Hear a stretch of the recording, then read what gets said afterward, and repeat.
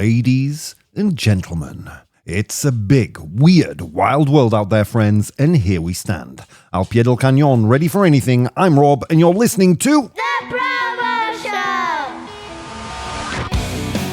Good morning, my friends. Welcome to another edition of The ProBoh Show. It's currently 8:30 a.m. Central European Time, if you are listening or watching, rather, live.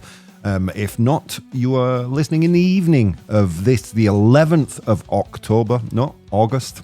I don't even know what damn month it is. 11th of August, 2026. How are you doing out there, friends? Let's take a little dive into the chat directly, shall we? Some interesting stuff from our lovely people in the community. If you want to join them, if you want to be as sexy, as cool, as influential, as intellectual as our wonderful live audience, you can join them on twitch.tv/professional bohemian. That's twitch.tv/bohemio profesional, pero en inglés. As always, you can always interact with the show outside of our lifetimes on my Instagram, which is @professionalbohemian, or if you're extra specially cool, sexy, charming, you can join me on my Patreon. That's patreon.com/professionalbohemian. There you can vote on the topics, you get access to original series and things. I'm not going to sell the Patreon because, of course, you can join it for free if you want to and have access to most of that stuff. I encourage you to do so. All right, let's see who's joining us live right now. Mike, the first one in the chat, says, "Good morning, dear Bohemians. On this day, 12 years ago, the great Robin Williams passed away." It seems like yesterday. Yes, it does. I remember when that happened. There's something about a comedian passing away that I think hits us a lot harder, right? Someone who brings so much joy to people. So he died on August 11th, 2014 at the age of 63. Robin Williams, American actor, comedian known for his improvisational skills and a wide variety of characters he created spontaneously and portrayed in drama and comedy films. He is regarded as one of the greatest comedians of all time and sadly passed away 12 years ago today. And of course, Vero's with us. She says, "Good morning, beautiful Bohemians around the universe and beyond. All my love to the people in Colombia." Yeah, Colombia, I think it was yesterday, experienced a powerful 7.4 magnitude earthquake. Affected Colombia, Ecuador, Panama. I think at the latest count, 132 people killed in Colombia. So yeah, our thoughts and prayers to our friends over there in Colombia. Who else have we got here? Where are we? Good morning, my beautiful bonny bouncy Bohemians. Anyone around? How are you doing, Bridge? Welcome. Seemingly, I'm not the only one. No, you're not. There's quite a few people joining us live in the chat. Where are we? Well, at least you got the year right. Yeah, I did. I got the year right, but not the month. It's August. You're not listening to a repeat. This is fresh content directly from my mouth to your ears. Tomorrow is the eclipse, by the way. Everyone ready for that? I'm going to go, me and my better half, we're going to go over to Guadalajara to watch it. All 1 minute of it. But it should be fun nonetheless. All right, should we get into some news? Why the hell not? Let's see what's coming up in today's show as well. Today we're talking about community. Yeah, community, all the topics this week about mental health. But as it pertains to community, we asked 100 humans today we asked them to name the qualities of a good friend. ¿Cuáles son las cualidades de un buen amigo? And today's unpopular opinion is most people need stronger communities, not more therapy. La mayoría de la gente necesita comunidades más fuertes, no más terapia. Or terapia, I think you say it right. I don't know. Never know if I'm saying that word correctly or not. So there you go. That's today's unpopular opinion. Quite heavily swayed again in one direction. So it'll be interesting to talk about that later. But right now we're going to cover a bit of news. In the past, I've covered the topic of the manosphere. You guys remember what the manosphere is? Manosphere. I think directly, hombresfero. I don't know how you'd say manosphere in Spanish, if I'm honest with you. The manosphere is an internet network of digital groups and social media spaces, right? These sites share strict views on strict, aggressive, sometimes views on masculinity, often opposing feminism, blaming women for society's problems. While some content starts in a light, almost beneficial way, and then drops them further down the rabbit hole into something that's a little more dark. But it starts quite often with basic self-help and fitness advice, and then it frequently turns hostile and anti-woman, you know. There are some core subgroups to the manosphere, like pickup artists. These are individuals who claim to be able to teach men specific methods and psychological tricks to seduce women. Then the always ridiculous men's rights activists focus on... I'm sorry, I don't mean to laugh because there are a lot of people in the manosphere, right? To focus on legal and political systems, claiming that modern laws and social shifts discriminate against men. The reason I laugh, because as a white man, I don't feel in the slightest bit discriminated against. In fact, quite the opposite. I feel like society is way in our favour. Which makes the whole idea of the manosphere even existing quite ridiculous in my mind. There are all sorts of kind of subgroups to the manosphere. Men going their own way. These are groups that encourage men to reject romantic relationships and marriage entirely. There's the incel group, which you've probably heard of, involuntary celibates. They form online forums for men who can't find sexual partners, or often expressing extreme bitterness, anger, and entitlement towards women. So the common themes, I guess, what I'm trying to say, the common themes are anti-feminism, blames women's rights movements for harming men and destroying traditional roles, hypermasculinity, measure a man's worth by wealth, physical strength, and emotional coldness and power over others, and shared slang, I guess, like red pill is a phrase you will hear commonly in those groups. The target audience tends to be young boys and men on video apps, podcasts, gaming forums, things like that. Yeah, and it has done quite a lot of harm. People in the manosphere movement, I guess the one you've probably heard of is Andrew Tate, right? The most viral figure in the space. He gained massive notoriety promoting hyper masculinity, luxury lifestyles, financial dominance, etc., etc. Currently, thanks to the UK, imprisoned right now. So yay! I don't want to go into the whys and wherefores, but he's not a nice individual. So why are we talking about the manosphere today? Because I read a really interesting article on Wired this morning that I thought I would share with you. The manosphere isn't a movement, it's a multi-billion-dollar grievance industry. La manosfera, there you go, manosfera. Thank you, Mike, who also gave us a little translation for that. Let's give you... Hang on 1 second, I need to get my sounds. Let's give you a... That gets the ProBoh stamp of approval. Thank you. La manosfera no es un movimiento. Es una industria multimillonaria del resentimiento. I think anyone who's thinking about the manosphere rationally recognizes this. So it was really interesting to read this article. Again, I will post the full article on my Patreon if you want to dig into it deeper. Here's a little snippet, or a little reworded version by me. Wired argues that the manosphere is less a genuine movement than a profitable grievance machine. Resentimiento, grievance. The article says many young men are being pulled into resentment online, where influencers package anger into products and sell them classes, pills, status symbols that promise confidence and belonging, but mainly attract money and attention. The bigger point is that the ecosystem thrives by turning insecurity into revenue. Rather than offering real answers to loneliness, frustration, or identity, it encourages men to keep consuming content and chasing clout, while a small group of creators and marketers gets richer from the cycle.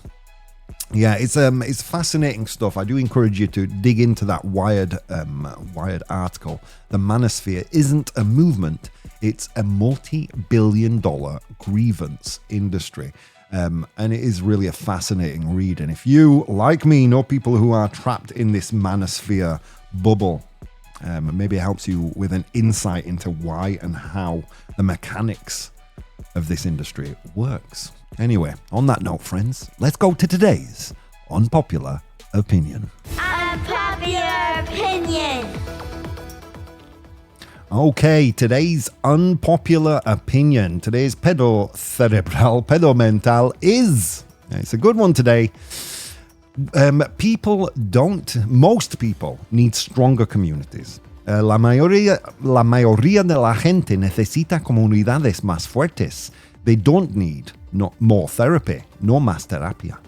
Okay, so most people need stronger communities, not more therapy. It's an interesting one. Do you remember we did a lunchtime show and I invited a guest, a therapist, Julia. And I pointedly asked her a very simple and quite a telling question. You quite often hear, right, the idea that everybody should do therapy. And I said, is that true?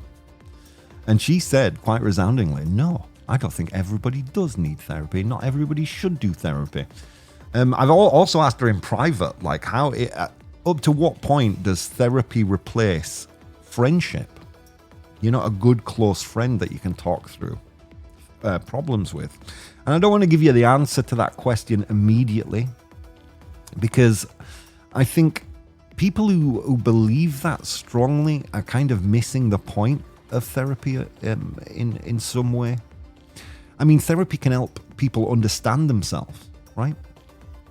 But what it can't do, it can't give them a hug, it can't notice that they're missing from a meal, it can't make them feel genuinely depended on or needed. But then again, communities can't replace good mental health care, good mental hygiene. It can't replace belonging either. I think both things do very different things, and I think that is where the unpopular opinion kind of hits a wall today. So let's look at that wall as we do every single day. I asked them on Instagram, as I usually do. I asked them on Instagram for their opinion. Let's get to the results of that opinion. So people need stronger communities, not more therapy. La mayoría de la gente necesita comunidades más fuertes, no más terapia. And they said 89% true. Interesting. Yeah, I will be asking for your opinion, so do go ahead and give me some comments, and we'll get to them in the second part of today's show. But let's go through the pro column, those 89% of our listeners that voted true today. Many problems are social before they are psychological. Loneliness, insecurity, isolation, lack of purpose, and weak social support can all produce distress that looks intensely personal. Therapy may help someone cope with those conditions, but it cannot replace friendship, belonging, practical help, or a sense of being needed. I mean, I guess my initial pushback to that is the fact that social problems and psychological problems, they cannot often interact. I mean, a strong community may help someone, may help someone feel less lonely, but it's not a replacement for professional treatment. I mean, there are certain things that friendship just cannot solve, right? We do recognize that. Therapy can individualize collective problems.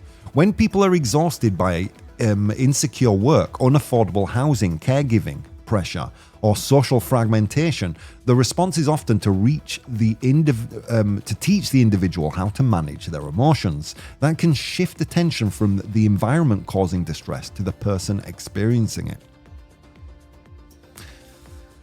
Again, as an immediate pushback, helping someone cope with a bad environment doesn't imply that the environment is acceptable, does it? Therapy can give people enough stability and confidence to challenge their circumstances, things that they can't immediately change. you understand what I'm getting at here? Not every environment, not every community is necessarily healthy. I mean, we were just looking at the manosphere, right? Think about it.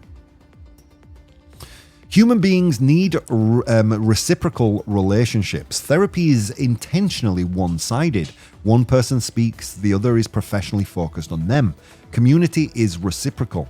People are not only supported, they also support others, which can create purpose, responsibility, and the feeling that their presence matters. Again, to offer some kind of pushback, I would say reciprocity can be difficult when someone is already overwhelmed, right? If you're in the weeds of depression or anxiety, what real help can you, or what support can you actually give?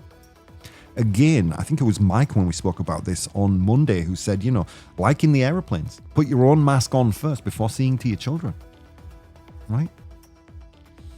Therapy offers a space where a person does not have to care for anyone else and can receive focused attention without guilt. And I think, well, I mean, I know for a fact that community doesn't necessarily offer that, right? I mean, didn't we do as an unpopular opinion that most relationships are at their core transactional? Not all, but at the core most. Belonging prevents problems before they become crises. Strong families, friendships, neighborhoods, clubs, and community organizations cannot notice when someone is struggling and provide support. Can notice when someone is struggling and provide support early. A society with more everyday connection can reduce the number of people who reach the point of needing formal intervention. I mean, all right. I mean, that's a very fair point, isn't it? But just as communities can notice problems when they stick out, they can also miss, minimize, or conceal serious problems. I mean, how many people do you know who bury their own problems in trying to solve everyone else's? I mean, I'm sure that's not a stereotype only I have noticed. Are you okay? Yeah, dude. Well, look, I don't have time to concentrate on that. I'm dealing with this and this and this. Familiarity does not guarantee competence, does it? And professional help can identify issues that friends and relatives just simply don't understand. Right? Let's continue. Therapy cannot substitute for meaning. A person may understand their childhood, recognize their cognitive patterns, and regulate their emotions perfectly well, yet still feel loneliness or purposelessness. Psychological insight cannot itself create a shared project, a close friendship, a neighborhood, or a reason to get up for other people. But look, I mean, again, I think when people say this or that kind of common belief that community offers things that therapy cannot, I would agree. But what is more beneficial? I don't think community is a replacement for therapy. Therapy is not supposed to manufacture meaning. What it does do is help you identify what matters to you, to remove those internal barriers that prevent you from pursuing meaningful relationships and commitments. And at that point, perhaps community steps in. But if you're in the weeds, if you're lost, then therapy puts you on the right path. And perhaps along that path, one of the many solutions to problems that you may be experiencing might be creating stronger community. Okay, we'll do one more point. The last point here in the pro column, where 80, what was it again? As always, this tends to shift through the show. No, still 89%. 89% true. Oh no, sorry, that's changed. 90% true now. You guys, please wait and vote on the actual poll. Okay, so where were we? When large numbers of people report similar feelings of loneliness, anxiety, and alienation, it's worth asking whether society has changed rather than assuming millions of individuals independently developed personal problems. Widespread distress may sometimes be a signal about how we live together. Now, yeah, here is the last but the most compelling argument to me. because we have lost that concept of the third space, haven't we? I think I've explained this before, right? The third space. You have three spaces that are important to your psychological and emotional well-being. You have your home, you have your place of work, and then you have the third place. You know, in Spain, that might be a bar or casino or social group. In the UK, a pub. In the US, a bar, or a pool house, or whatever it is. You know, just a third place where you interact with peers. I mean, that doesn't mean that it's not without rebuttal. I mean, population level explanations cannot obscure individual differences, can it? Two people living in the same society can experience radically different psychological difficulties. We recognize that. And some of those differences require individual treatment, things that a community cannot give you. And again, are we sure that the community is actually healthy? Let's get into the cons now, shall we? Los Contras, where only, well, now 10, but at the beginning of the show, 11% of people had voted.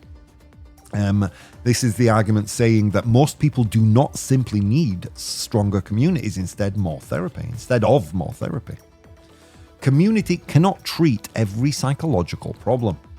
Friendship and belonging are valuable, but they do not automatically resolve severe anxiety, depression, trauma, obsessive patterns, addiction, or other persistent difficulties when those negative emotions become pathological, as we discussed earlier on in the week. Expecting communities to handle problems requiring professional skill can leave people without appropriate care. Communities can be a source of harm. And again, we just spoke about a harmful community when we went over the manosphere, didn't we? Families, neighborhoods, religious groups, workplaces, and social circles can be controlling, judgmental, abusive, or exclusionary. I mean, were you ever in school and you were in a group that was, I don't know, particularly judgy about other people, other different communities, or violent? Belonging is not automatically healthy, is it?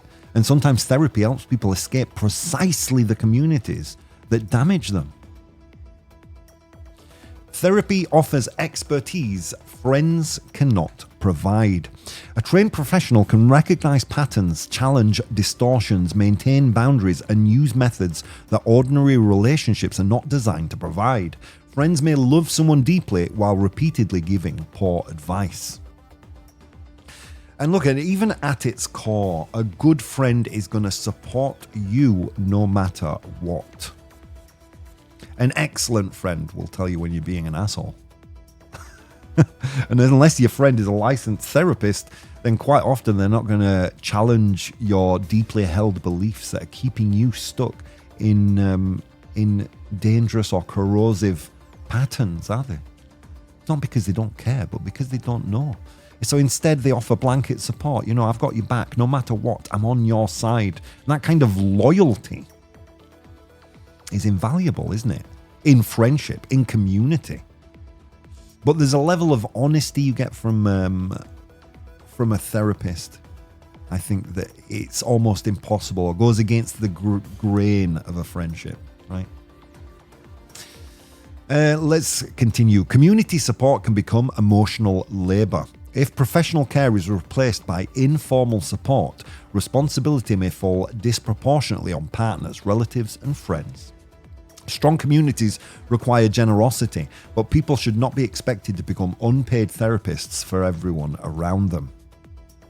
Look, there is a massive emotional toll on trying to care for someone or caring for someone with psychological problems. I know this firsthand. And the result of that can be poor mental health for the caregiver. It is unfair to burden friends and partners on what could be serious psychological difficulties. And again, we're drawing a line here. We're not talking about being sad. Oh, I'm a little sad today. Oh, I'm a little anxious today. We're talking about pathological problems. To burden your friends and families or partner with that is simply unfair, isn't it? Some difficulties come from within relationships, not their absence. And again, this is kind of almost going over again that idea that not every community is a nourishing, healthy one. A person can have loving friends, a supportive family, and a strong community while still experiencing profound internal distress. Human suffering can't always be explained by social isolation. And social isolation is a problem. The lack of a third place is a problem, but not every facet of human suffering can be explained by it, can it? And the final one, people who understand their emotions, communicate clearly, regulate conflict, and recognize unhealthy patterns may become better partners, friends, parents, and colleagues. Therapy and community are not necessarily competitors. One can strengthen the other. And now, my friends, I put it in your hands. I'm going to post a poll and you guys will vote. The vote will appear in the chat. Do come and join us live if you want to offer your opinion like many of the people in the chat have. We'll read those later and I'll see you in just a few minutes. Hey guys, if you'd like to support the show, you can do so on Patreon. That's patreon.com/professional bohemian. There you'll find VODs of the episodes as they are recorded live, blogs, vlogs, and behind the scenes content. If you'd like to watch the show live, you can do so on twitch.tv/professional bohemian, and you can participate in the polls we use in the show on Instagram @professional bohemian or Twitter @ProBoh, ProBoh. Okay, on with the show. Ladies and gentlemen, welcome back. Now 9 a.m. Central European Time. You're probably listening to this in the morning on Wednesday, but it's currently Tuesday 9 a.m. when I'm recording the show. Of course, you can join us live, twitch.tv/professional bohemian. That's Bohemio Profesional, pero en inglés. Interesting discussion today, but before we get to that, what did we cover? I actually went into a little more detail on the manosphere, a subject we've spoken about several times on the show, but never gone into it in any real detail. And that was thanks to an interesting article that appeared on Wired today, insinuating that the manosphere isn't a movement. No es un movimiento. It isn't like a real movement, a force of change in society. It's just $1 million or a multi-million-dollar grievance industry. Una industria multimillonaria del resentimiento. Basically, something that just preys on men's insecurity. Turning insecurity into revenue, it's not an actual movement, it's a grift. And I think most of us that are on the outside of it can see that quite clearly, right? But when you're on the inside, perhaps not the easiest thing to see, as with most of these pernicious little online movements. We also paid some homage to Robin Williams, he died 12 years ago today. Amazing actor, comedian, regarded as one of the best, one of the greatest improvisers and comedians of all time. Passed away 12 years ago today at the age of 63, and the devastating, was it 7.4 magnitude earthquake in Colombia. Our thoughts to our friends in Colombia. Anyway, then we moved into today's unpopular opinion, didn't we? And it's an interesting one today. We did go through quite a lot of pros and cons. It is, most people need stronger communities, not more therapy. La mayoría de la gente necesita comunidades más fuertes, not más terapia. You still have time to vote, probably not much time now. No, 2 minutes left to cast your vote. Please do so. A lot of people watching, not many people participating. But where did we end the debate? We kind of ended it with a bit of a shade of grey, didn't we? Making the point that community offers, or therapy offers what community does not, and community offers what therapy does not. I don't think they are mutually exclusive. I think both things can strengthen the other. The debate is primarily about whether emotional suffering should be understood primarily as something happening inside people or between people, right? Community offers something therapy can, mutual dependence. In a healthy community, you're not merely cared for, you're useful, right? You know, it creates meaning. Someone notices when you're not there. Expects something from you, occasionally needs you when you would rather stay at home. That obligation can feel restrictive, but it can also create a deep sense of meaning. But then obviously therapy offers something that community can't reliably provide privacy or expertise or neutrality. I mean, surely if you've got a best friend, the last thing you want them to do when you present them with a problem is be emotionally neutral. You're looking for their support, right? Communities come with history, expectations, gossip, loyalties, and quite often, let's be honest, judgment. And a professional relationship can create a space for people where someone can say things they cannot safely say within their community. Okay, the vote is now over. Interesting. After the comments I made through the break. Anyway, the deepest tension may therefore be between care as a service and care as a relationship. And I think both things are vitally important. And I'm not sure one thing is more important than the other. Like, professional care can be excellent, but a society where more and more emotional needs are handled by paid specialists may also be quite revealing how unpaid care remains elsewhere. I mean, look, we are suffering a loneliness epidemic in the world, aren't we? We are creating the kind of, well, how can I put this in a way that's not going to completely alienate people? But we are creating a society. We are creating the kind of insecurity where communities like the manosphere can thrive. And that's a problem, isn't it? That's a problem.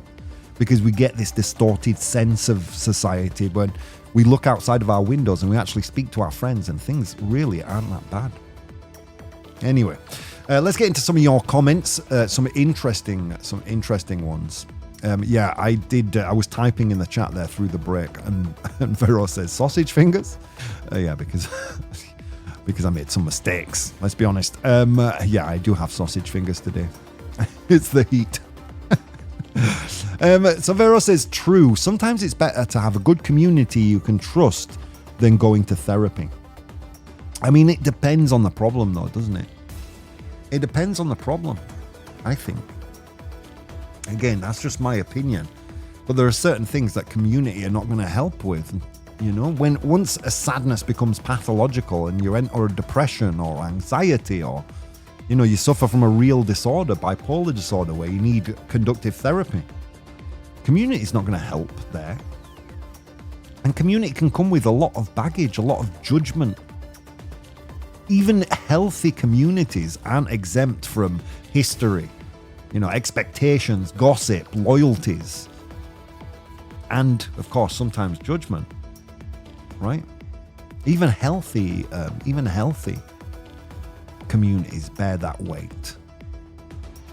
Gigi's with us. Gigi says, morning, a difficult one. In some cases, therapy helps with the symptoms, but community can heal the root of the problem, loneliness. But friends and neighbors can't fix big traumas. Maybe a strong community prevents many mental problems, but for serious problems, therapy is needed. Yeah, quite right. Quite right. So when people bandy around the term, oh no, we just need stronger communities. Kids need to go outside. I think they're missing a big part of the picture. Of course, if we're solely talking about the problem of loneliness, community can help there. A lack of meaning, community can help there. But if there's any deeper rooted thing, if a mental ailment has turned chronic, then you need therapy, don't you? You need exactly the thing that community can't offer. And community can't offer you privacy or expertise or neutrality or focused attention. In fact, the opposite. Community is the opposite of privacy, isn't it? And the members of that community may not be licensed therapists. And you want them to be on your side, right? You don't really want neutrality. You want support. And, you know, if you're in a big enough community, then that focused attention is just simply not going to be there, is it? Let's see. Bridge says, we are multifaceted and as such need many different inputs and different types of relationships. Yeah, I agree there. And Mike says, I think there are two different things. Everyone needs a strong community, just like everyone needs food and water. Some people need therapy, just like some people need a hospital. Yeah. Of course, because we're still dealing with the hangover of that weight of the stigma around therapy. Or maybe we're not, and I'm just thinking, using my 48-year-old brain and casting my memory back to how therapy was presented when I was younger. Perhaps we're not dealing with so much of that hangover anymore, but for people around my age, I would say 35 and above, therapy still comes with quite a lot of stigma. Doesn't it? But, again, if you're shot in the leg, you're not going to wait until your leg falls off. You're going to go and get medical help immediately. And I think, therapy is that, isn't it? As Mike says, just like some people need a hospital. Bridge says, I agree. For myself, when therapy was no longer an option, I lent on getting my life back into a healthy place by interaction with others, as Rob may be aware, yeah. And it was very much the same for me, Bridge. One of the objectives set for me by my therapist was to, create a stronger sense of community. It wasn't the only one, but it was part of it. Go out more, force myself to be more of an active member within my community of friends and colleagues. And it was very beneficial. But it wasn't the sole purpose of the therapy. It was one of the things that helped me recover. So it's an interesting one today. I did get some comments on Instagram, so let's take a little look at those, shall we? Where are we? There we go. Matteo, writing to us again, says, I think loneliness and isolation get treated as individual problems when they're often social ones. You can't therapy your way into having a community. Yeah, okay, I appreciate the comment, Matteo, but again, I don't know. You can't therapy your way into having a community. No, but what therapy will do is clear those barriers that are stopping you from being a member of a community. Right? I mean, if your problem is isolation, social isolation, then simply saying join a community is not going to fix it, is it? You need to remove those psychological barriers, understand the shape of the problem before you can fix it. Right? I mean, I'm not saying that you're wrong. Loneliness and isolation are problems plaguing the world right now, but they're not the only problems plaguing the world, are they? Lauren says, why does it have to be one or the other? Good relationships and professional support can serve completely different purposes.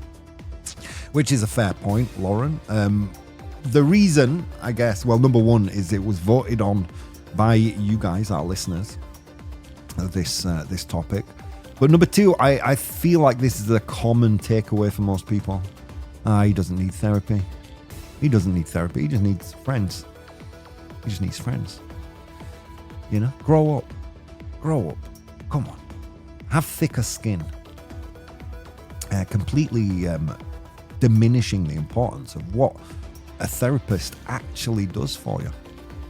That neutrality, that private attention, that honesty. But I appreciate it. Anyway, thank you, Lauren. Victor says, people used to have neighbours, clubs, extended families, and places they regularly belong. We've lost a lot of that. Yeah, I agree, Victor. I agree. We have lost that concept of a third place. Or maybe more to the point, that third place has moved online. Does that maybe ring true to you?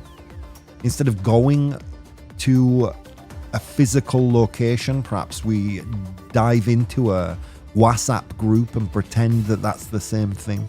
And it's not. It's not, is it?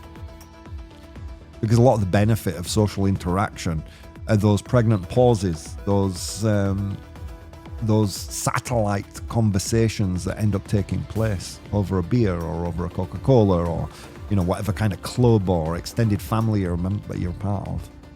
Yeah. But I don't think that is the full picture, is it? I don't think that's the full picture of the range, the spectrum of psychological issues that people might experience. And again, you know, I don't disagree that loneliness and isolation are massive problems in society that could be mitigated by having had a strong community, but I don't think they're the only problems. I really don't. Anais, writing to us again, says therapy can be incredibly valuable, but it can't replace friendship, belonging, or having people who actually show up for you. Yeah, I mean, I agree. But would you say most people need stronger communities, not more therapy? You think most people currently in therapy just need stronger communities? I mean, that's what the unpopular opinion posits today. If you're in therapy, you don't need more therapy. Just go and make friends. I think that really is minimizing, you know, the benefits of therapy. And again, look, just as I've said, not every community is good for you. Again, we looked at the manosphere, but not every therapist is great. A lot of people start therapy and end up in this cycle where they're in therapy forever. If you've got a good therapist, that therapy will have an end date. Mine lasted approximately a year. It was every week, then it was every fortnight, then it was every month, and eventually it stopped. Yeah. I think, if I'm going to be really honest with you here, I think my voting, because I'm very much a false today, and I think I might have been a true before actually engaging in therapy myself. Yeah, that's the truth of it. All right, let's get to the results of the poll, shall we? So I made the statement, or the unpopular opinion today was that most people need stronger communities, not more therapy.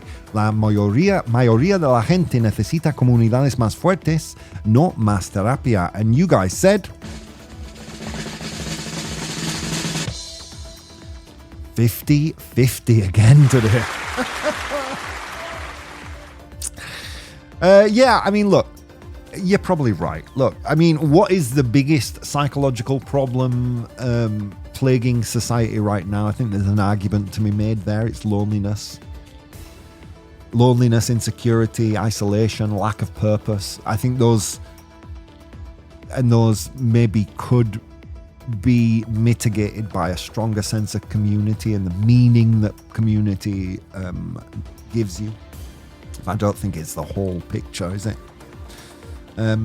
Therapy can help people understand themselves, but it can't hug them at a funeral, for example. It can't notice that they've stopped coming for dinner or make them feel, I don't know, like people genuinely depend on them.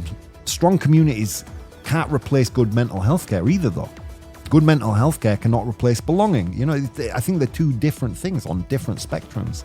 I think the danger is treating every lonely person as a patient when some of them may simply need more people in their lives. And I think probably you might agree with that. But you know, all those things that we've been saying, guys, they're just opinions. And you know what Grandpa Bo would say about those, right? He'd say, Rob, those are just opinions, and opinions, they're like buttholes. Everyone has one and they all stink, including mine. Let's move on to today's 100 Humans. Oh my God. It was a long walk to work today across snow-capped mountains and through river valleys, and on that walk I encountered 100 humans and I asked them all a question. Today's question was, what are the qualities of a good friend? ¿Cuáles son las calidades de un buen amigo? I asked them that question, they gave me their answers. I'm in possession of the top 7 answers. Your job in the audience is to identify those top 7 answers. All right. Big thank you to Feno, Kitty, Ana Casan, Arancha Delgado, Africa, Pedro, Nelsi, Nuriegar, Ivan Samroff, Juan Arreo, Ivan GP, Mia, Raj, bueno, just a lot of you. Thank you all. If I didn't read your name, it's not a reflection of the love I have for you. There you go. All right, let's take a look at our audience. They're on fire here. All right. Trust, says Vero. Trustworthy, we would say, right? A quality of a good friend is that they are trustworthy. Digno de confianza, I think you might say. Trustworthiness. Is trustworthiness there? Yes, it is. Vero kicking us off very well there. Third most popular answer with 13 of 100 humans. Trustworthy. A good listener, says Gigi, a good listener. Okay, sabe escuchar, right? Sabe escuchar, is that there? Yes, it is. Well done, a good listener. All right, good listener is there, of course. It's the sixth most popular answer with 7 of 100 humans saying the qualities of a good friend is that they are a good listener. Loyal, says Mike. Loyal. Leal is loyal there. You're on fire, guys. You're on fire. Well done. Not a single missed answer. Loyal is there. And with 33 of 100 humans, it's the number one answer. Well done, well done. 33. Loyal. Just like a dog. We want our friends to be like dogs, right? When they come when I call. Loyal is there. Well done, well done. BB says no judgments or non-judgmental. That they don't judge. Oh, you know, not being non-judgmental, I think, kind of covers a few of the answers I had. It's a great answer, BB. But I think it covers a few of the answers that are left. Yeah, and I'm channeling my inner Dan, and I don't think I can give it to you. Sorry. But of course, you want your friend to be non-judgmental, to be neutral when you're talking to them. It's a great answer. It's probably the 8th answer, but it's not in the list. I'm sorry, BB. A shoulder to lean on. We have a word for that. A shoulder to lean on. You know what that word is? The translation would be comprensivo, maybe. Well, comprensivo is really non-judgmental, isn't it? You know what? I'm going to bash together Vero and BB's answer because they're so good, and I'm going to give it to you. Both of you. You share this one. Supportive. Supportive. Comprensivo. Supportive. Why the hell not? I'm going to give it to you. Supportive is there. 12 of 100 humans said that. It's the 4th most popular answer. Yeah, BB, Vero, those were such good answers. It's impossible not to give it to you. Respectful, says Gigi. Respectful. Is respectful there? No, it's not. Supportive, says Mike. Well done, well done. It was there, it was there. Yeah, respectful is a great answer, Gigi. Except in British male friendships. My English friends are the exact opposite of respectful. We pick on each other. If you're listening, which you often are, shave your head. It's time. Yeah, we show our love by being mean to one another. but yeah, it's a great answer, Gigi, but not there. Impartial says the bridge. I don't think I can give it to you, bridge. Sorry. It's a good answer, but you might want the opposite thing, right? Might want a little partiality among your friends. Let's take a look on Instagram. Some great answers on Instagram. You were missing 3, one of which, the first answer I have here from Feno Kitty is right there. I know I can count on him or her. Reliability, says Feno Kitty. Is reliability there? Yes, it is. Feno Kitty on fire. My God. Yeah, reliable is there. 7th most popular answer with 6 of 100 humans.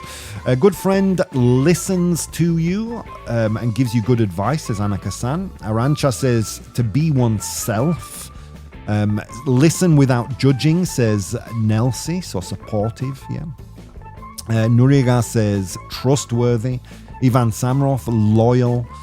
Good listener, Juan Areo. Trust, says Juan Areo as well. Loyalty, says Ivan GP. Mia says, and this was should have been on the tip of everyone's tongue, right? Kind, amable Is kind there? Amably. Amably. Is kind there? Yes, it is. Well done. Are we going for the 2 in a row, friends? There is one more answer you have not yet identified. Hang on, let me just scroll because there was something. Okay, we had trust, good listener, loyal, no judgment, shoulder to lean on, impartial. Okay, there's one that is. So Mike says unfiltered. If someone is unfiltered, you can count on them always being what? Even if it's going to hurt you, they're going to be this. Oof, tough one. Yeah, Gigi says as an answer there, but yeah, I mean, that's it. That is kind of the translation you would use from the Spanish. We have another way of saying it. Sorry, if you're not watching, this is painful. I tell you what, I'm just going to give it to you. Gigi says sincere, sincero. Bridge says truthful. Another way to say that, of course, is honest. Sincero, honest. And it is there, the number 2 answer. Well done.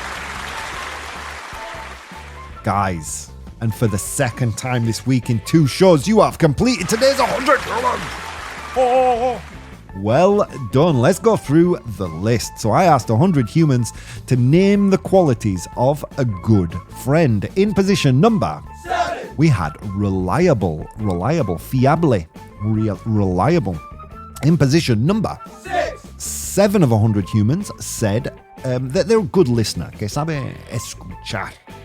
A good listener. 7 of 100 humans said that. In position number 5, with 10 people saying kind, amable.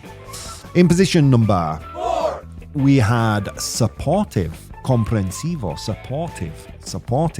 In position number 3, we had honest, honesto, sincero. Honesto, is that right? Is that a good translation? Sincere, truthful, honest. And in position, oh no, that was number 2. Trustworthy, sorry. Digno de confianza was 3, 13 of 100 humans. In position number 2, we had honest. And finally, in position number 1, with 33 of 100 humans, we had loyal. Well done. Okay, just very quickly, I'll mention that on Thursday, I'm going to be recording the show later. More information on that, at what time, etc., on my Instagram at Professional Bohemian. So find all the latest updates there. I would like to see you all, of course. All right, friends, I'll be back same time tomorrow, because tomorrow's Wednesday, and I'll see you next time.